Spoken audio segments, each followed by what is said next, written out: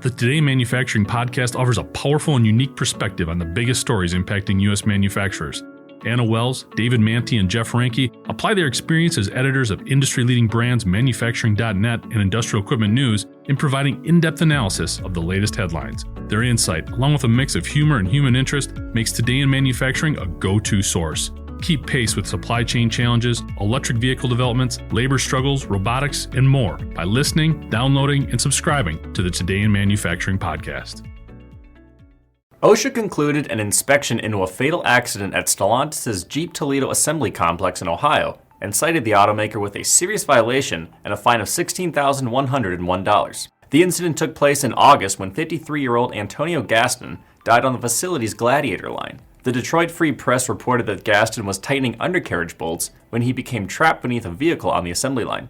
According to the latest update reported by the Toledo Blade, Stellantis did not provide one or more methods of machine guarding on the inverted IPF chassis delivery conveyor. The citation noted that this left operators and employees exposed to pinch point hazards created by various carrier conveyor components, including travel rail racks, steel trolley wheels, and vehicle hub assemblies. Gaston, a member of UAW Local 12, previously worked at Stellantis' Belvidere assembly plant in Illinois before his transfer to Toledo in 2021, local television station WTOL 11 reported. The automaker officially idled the Belvidere facility in February 2023. The Illinois site became a point of contention between the UAW and Stellantis after the company delayed plans to resume operations, ultimately contributing to a 6-week strike.